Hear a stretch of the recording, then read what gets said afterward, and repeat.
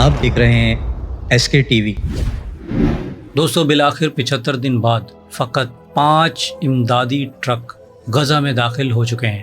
اب آپ اسے بڑی خبر کہیں یا کوئی مذاق، فیصلہ آپ کریں، کیونکہ 75 دن بعد بین الاقوامی دباؤ کے تحت اسرائیل نے غزہ میں امدادی ٹرکوں کو داخلے کی اجازت دی۔ لیکن میں نے اسے مذاق کیوں کہا؟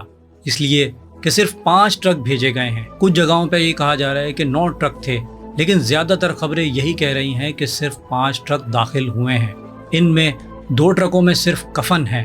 جی ہاں، صرف کفن اور کچھ بھی نہیں۔ اگر کچھ لوگ کہتے ہیں کہ اس میں آٹا ہے تو بہتر ہے کہ واقعی آٹا ہو، لیکن دوستو ذرا غور کیجئے کہ جہاں روزانہ کی ضرورت کے لیے 500 سے 600 ٹرک درکار ہوں، وہاں 18 سے 20 لاکھ افراد کے لیے صرف 5 ٹرک کی امداد بھیجی جاتی ہے۔ اٹس اے شیم، اور یہ ایک شرم کی بات ہے پوری ہی دنیا پر جو امن کے دائی بنے رہتے ہیں۔ امریکہ سے فوجی اور لوگ آئے امداد تقسیم کرنے کے لیے، مناظر دکھائے گئے، اور جب اصل امداد پہنچی تو وہ بھی صرف 5 ٹرک۔ صاف ظاہر ہے کہ اسرائیل کو وہاں امداد پہنچانے کا کوئی ارادہ نہیں۔ اسرائیل کسی بھی قیمت پر غزہ کو تباہ کرنا چاہتا ہے۔ اقوام متحدہ کی امدادی ادارے کے سربراہ ٹام فلیچر نے کہا کہ یہ صرف ایک قطرہ ہے، اصل ضرورت تو سمندر جتنی تھی، یہ صرف ایک قطرہ ہے۔ سب سے سخت رد عمل 3 ممالک یعنی برطانیہ، فرانس اور کینیڈا کی جانب سے آیا۔ ان تینوں نے کہا کہ اگر امداد مناسب طریقے سے نہ پہنچائی تو وہ اسرائیل کو یہ دھمکی دیتے ہیں کہ وہ خود غزہ میں امداد پہنچا دیں گے۔ اگر لوگ بھوک سے مرتے رہے تو ہم ٹھوس اقدامات کریں گے۔ اللہ کرے کہ ایسا ہو، مگر دوستوں میں یہ ترجمہ نہیں کر رہا کہ ٹھوس اقدامات کس طرح کے ہوں گے۔ اب دوستوں ان ٹھوس اقدامات کو جو برطانیہ، فرانس اور کینیڈا کی طرف سے کیے گئے، آپ ان کو جو نام دینا چاہیں دیجئے، لیکن دوستوں مجھے ہنسی آتی ہے، اور اس مقام پر میں خوب ہنس رہا ہوں۔ یہی برطانیہ، فرانس اور کینیڈا وہ ممالک ہیں جنہوں نے مسلسل اس نسل کشی کی حمایت کی، جو اسرائیل کو ہتھیار اور پیسہ دیتے رہے، جو بین الاقوامی فورمز پر اسرائیل کے ساتھ کھڑے رہے، اور آج یہی کہتے ہیں کہ اگر مدد نہ پہنچی تو ہم سخت قدم اٹھائیں گے۔ What a joke.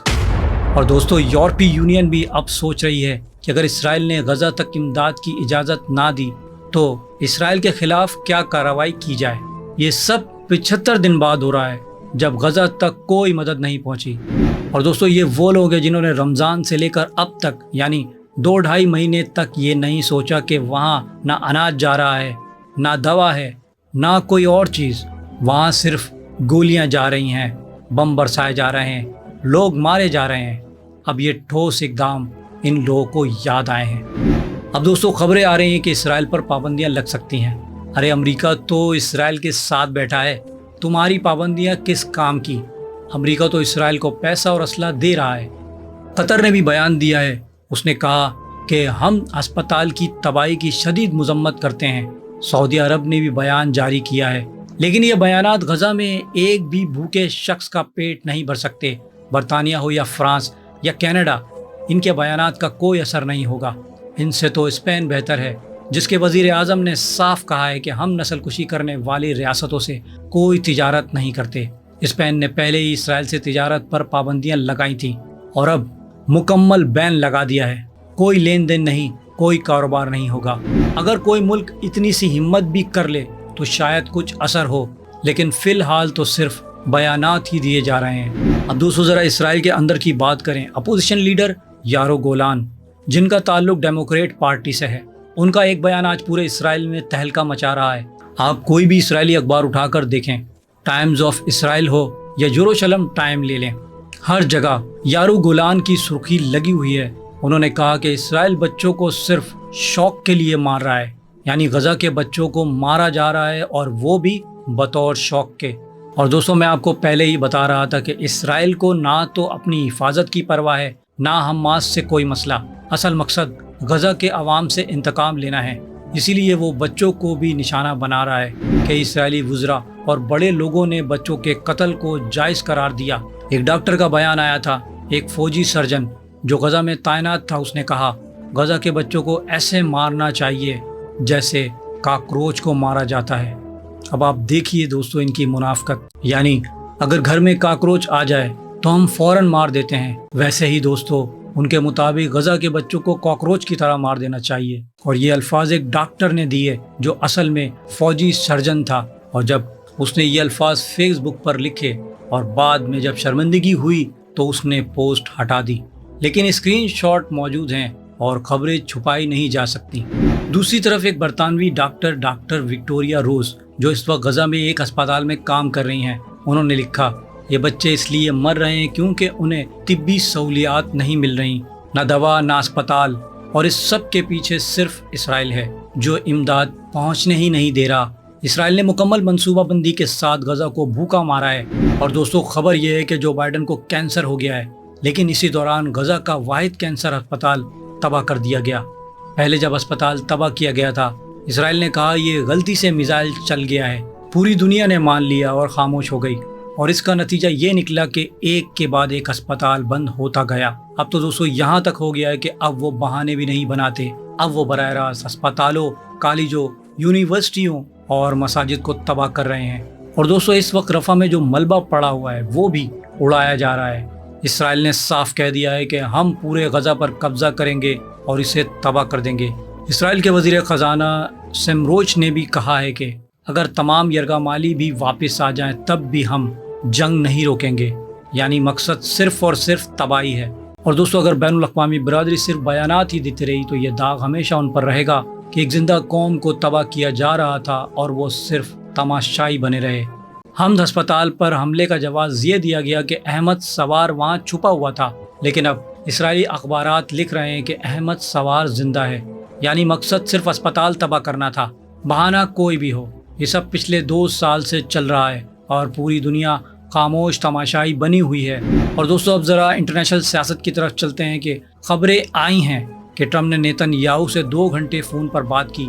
2 گھنٹے ایک بہت لمبی بات چیت ہوتی ہے، لیکن تفصیلات اس کے بارے میں نہیں آئیں۔ نیو یارک پوسٹ نے خبر دی ہے کہ ٹرمپ نے کہا اگر تم نے جنگ بند نہ کی تو ہم تمہیں تنہا چھوڑ دیں گے، یعنی نہ پیسہ دیں گے نہ ہی مدد کریں گے۔ اور دوستو یہ سچ ہے یا نہیں معلوم نہیں، کیونکہ نیو یارک پوسٹ اور کئی دیگر ذرائع نے یہ خبر شائع کی ہے کہ امریکہ نے دھمکی دی ہے، مگر اس میں کتنی صداقت ہے یہ تو آنے والا وقت ہی بتائے گا۔ اور اگر اس تناظر میں دیکھیں کہ جب ٹرمپ نے مشرق وسطیٰ کا دورہ کیا تو وہ اسرائیل نہیں گئے، بعد میں امریکہ کے نائب صدر کو جانا تھا، انہوں نے بھی اپنا دورہ منسوخ کر دیا، یعنی نہ صدر آئے نہ نائب صدر۔ اور اب خبریں آ رہی ہیں کہ اگر اسرائیل نے جنگ بندی نہ کی تو ہم تمہیں تنہا چھوڑ دیں گے۔ اس روشنی میں دیکھا جائے تو برطانیہ، فرانس، کینیڈا سب کی سوچ میں تھوڑا فرق آ رہا ہے۔ اب جون میں اقوام متحدہ اور سعودی عرب کے اشتراک سے ایک اجلاس ہو رہا ہے جس میں فلسطین کو ایک آزاد ریاست تسلیم کرنے کی بات ہو رہی ہے، لیکن یہ بھی یاد رکھیے گا کہ برطانیہ اور کینیڈا ہمیشہ امریکہ کی ہاں میں ہاں ملاتے رہے ہیں، کیونکہ جب امریکہ کہتا ہے کہ سورج نکلا ہوا ہے تو یہ ممالک بھی کہتے ہیں کہ جی ہاں سر سورج نکلا ہوا ہے، اور جب وہ کہتا ہے کہ رات ہو چکی ہے تو یہ ممالک بھی امریکہ کی ہاں میں ہاں ملا کے کہتے ہیں رات ہو چکی ہے۔ اب دوستو اگر یہ تینوں یعنی برطانیہ، فرانس اور کینیڈا اسرائیل کے خلاف بیان دے رہے ہیں تو ممکن ہے کہ انہیں بھی اشارہ مل گیا ہو کہ امریکہ اب یہ جنگ بند کرنا چاہتا ہے۔ اور دوستو ایک بات تو طے ہے، جب بھی امریکہ حماس سے براہ راست بات کرنے کی کوشش کرتا ہے، اسرائیل وہ بات چیت سبوتاژ کر دیتا ہے۔ لہٰذا ممکن ہے کہ ٹرمپ نے واقعی کہا ہو کہ فوری جنگ بندی کا اعلان کرو، اسی لیے اسرائیل نے امریکہ کے دباؤ میں آ کے فقط 5 امدادی ٹرک غزہ روانہ کیے ہیں، اور یہ واقعی ایک قطرہ ہے سمندر میں، لیکن ہو سکتا ہے کہ آگے جا کر یہ امداد بڑھ جائے۔ اب دوستوں کی اس بارے میں کیا رائے ہے کہ کیا غزہ کو ادویات، خوراک اور ضرورت زندگی کی اشیاء مل پائیں گی؟ کیا ان کی امداد بحال ہو پائے گی؟ مجھے کمنٹ باکس میں ضرور بتائیے گا۔ اور دوستو اگر آپ بھی غزہ سے محبت کرتے ہیں اور وہاں مسلمانوں کے ظلم کو دیکھ کے آپ کا بھی دل تڑپ اٹھتا ہے تو اس ویڈیو کو لازمی شیئر کیجیے گا۔ اور آخر میں اللہ سبحانہ و تعالیٰ سے دعا ہے کہ غزہ کے مسلمانوں کی غیب سے مدد فرمائے، آمین۔ دوستو امید کرتا ہوں میری ویڈیو سے آپ کی معلومات میں اضافہ ہوگا اور کچھ نیا جاننے کو ملا ہوگا۔ اگر میری ویڈیو اچھی لگی ہے تو اسے لائک اور شیئر کرنا نہ بھولیے گا، اور مزید ایسی ویڈیوز کے لیے پلیز میرے چینل کو سبسکرائب کر لیجیے۔